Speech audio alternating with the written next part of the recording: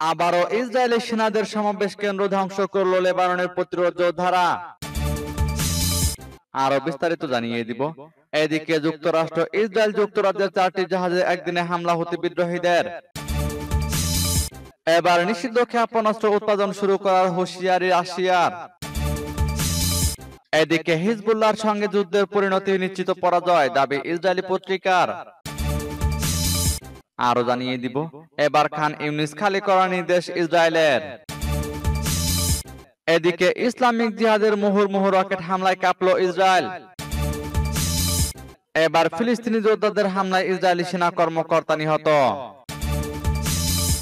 এবং সর্বশেষে জানিয়ে দিব। এদিকে ইসরায়েলকে 20,000-এর বেশি বিধ্বংসী বোমা দিয়েছে যুক্তরাষ্ট্র দাবি রিপোর্টে। শুনছিলেন সংবাদ শিরোনাম, এখন বিস্তারিত। তবে তার আগে অনুরোধ থাকবে এই ভিডিওতে একটি লাইক দিন এবং কমেন্টস করে জানিয়ে দিন আপনি কোন জেলা থেকে বা কোথায় থেকে আমাদের সাথে যুক্ত রয়েছেন। এবং সংবাদের সর্বশেষ গুরুত্বপূর্ণ আপডেট পেতে চ্যানেলটি সাবস্ক্রাইব করে আমাদের সঙ্গেই থাকুন। এবার ইসরায়েলি সেনাদের সমাবেশ কেন্দ্র ধ্বংস করল লেবাননের প্রতিরোধ যোদ্ধারা।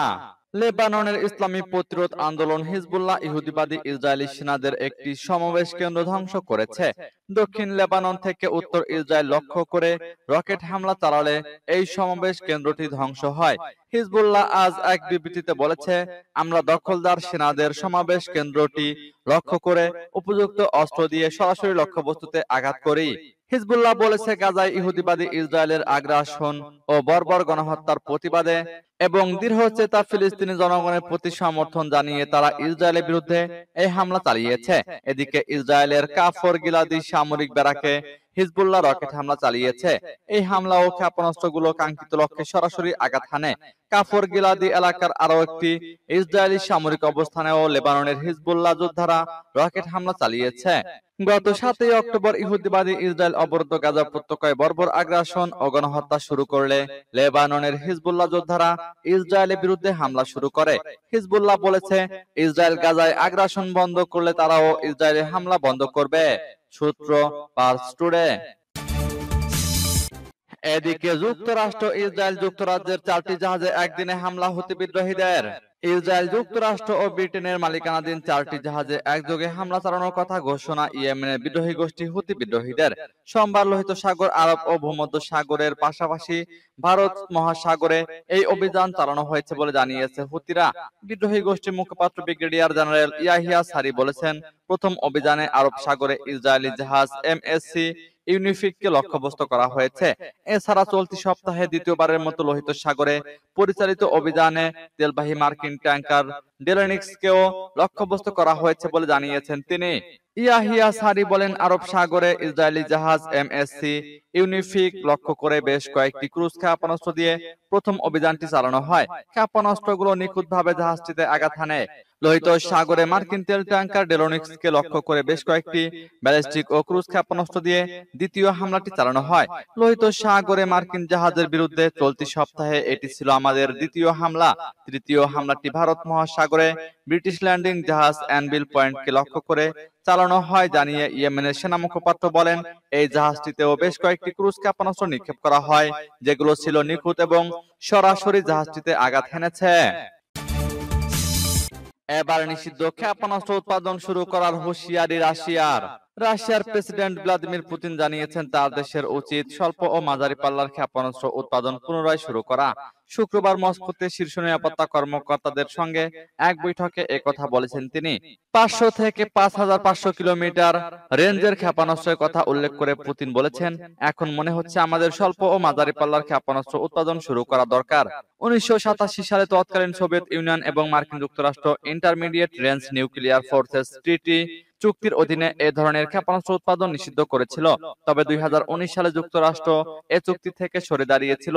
সে সময় রাশিয়া বলেছিল, যুক্তরাষ্ট্র যদি রাশিয়ার আক্রমণাত্মক দূরত্বের মধ্যে ক্ষেপণাস্ত্র মোতায়েন না করে, তবে তারা মাঝারি পাল্লার ক্ষেপণাস্ত্র উৎপাদনে স্থগিতাদেশ মেনে চলবে।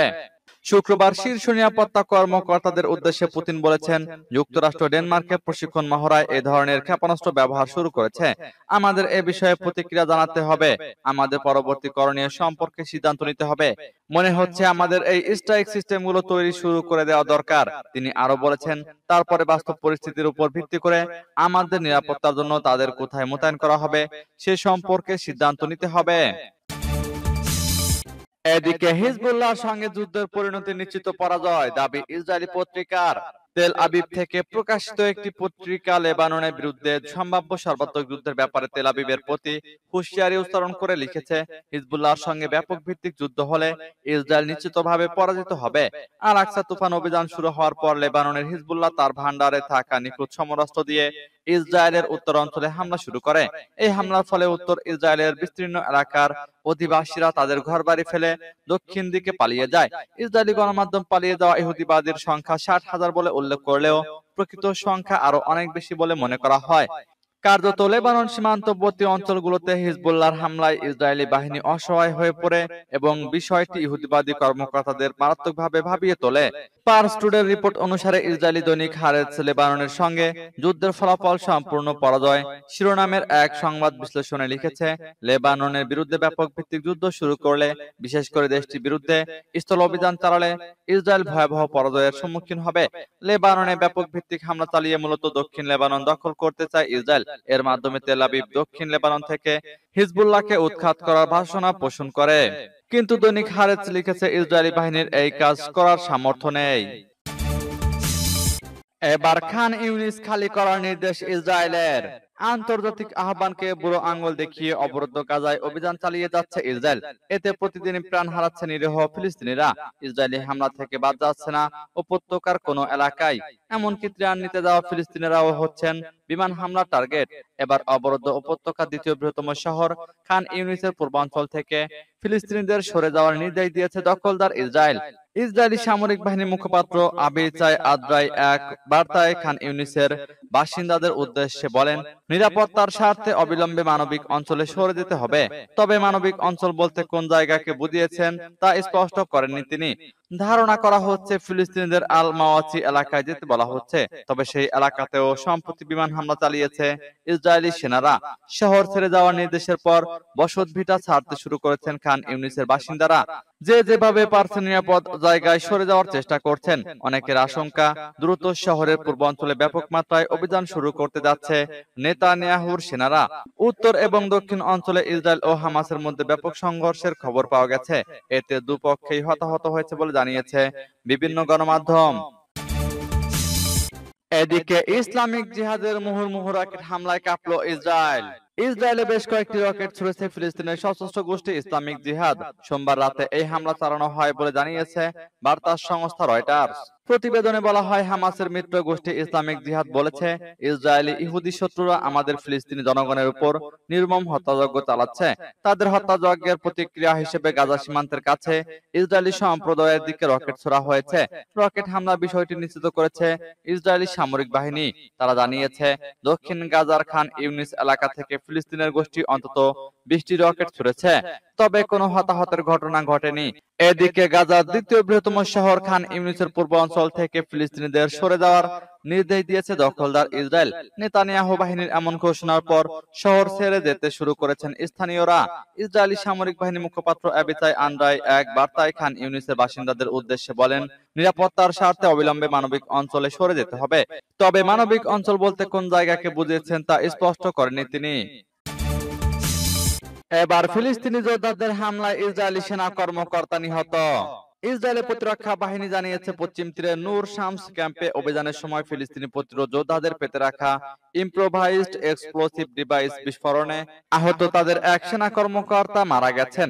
তুলকারেমের এই অভিযানের সময় প্রতিরোধ যোদ্ধারা ইসরায়েলের সামরিক বাহন লক্ষ্য করেও হামলা চালায়। আইইডি বিস্ফোরণের এই ঘটনায় ইসরায়েলের ডুব ডেবান কমান্ডোর আরও এক সেনা কর্মকর্তা গুরুতর আহত হয়েছে। ইসরায়েলি সামরিক বাহিনীর ওই রিপোর্টে বলা হয়েছে, কয়েক কেজি বিস্ফোরক বোঝাই নিজস্ব প্রযুক্তিতে তৈরি করা ওই আইইডি ইসরায়েলের গাড়ি যাতায়াত করার রাস্তায় পেতে রাখা হয়েছিল। ওই রাস্তা দিয়ে সাজোয়া যানটি যাওয়ার সময় ওই বিস্ফোরণের ঘটনা ঘটে। এতে সেনাদের বহনকারী গাড়িটিও ক্ষতিগ্রস্ত হয়েছে। তবে রিজার্ভ ফোর্সের নিহত ওই কমান্ডারের পরিচয় প্রকাশ করেনি ইসরায়েলি প্রতিরক্ষা বাহিনী। এদিকে ইসরায়েলকে 20,000-এর বেশি বিধ্বংসী বোমা দিয়েছে যুক্তরাষ্ট্র, দাবি রিপোর্টে। আন্তর্জাতিক চাপ তোয়াক্কা না করে ফিলিস্তিনের গাজা যুদ্ধে ইসরায়েলকে সবসময় অস্ত্র সরবরাহ করেছে মার্কিন যুক্তরাষ্ট্র। ইসরায়েলকে দেওয়া বিপুল পরিমাণে অস্ত্র সহায়তার মধ্যে 2,000 পাউন্ডের বোমা, হেলফেয়ার মিসাইল ও ক্ষেপণাস্ত্র রয়েছে। গত বছরের 7 অক্টোবরের পর থেকে তাদের এসব মারণাস্ত্র দিয়ে আসছে বাইডেন প্রশাসন। অস্ত্র চালান নিয়ে 2 মার্কিন কর্মকর্তা এক ব্রিফিংয়ে বিষয়টি প্রকাশ করেছেন। ব্রিটিশ গণমাধ্যম রয়টার্স এক প্রতিবেদনে এ তথ্য জানিয়েছে।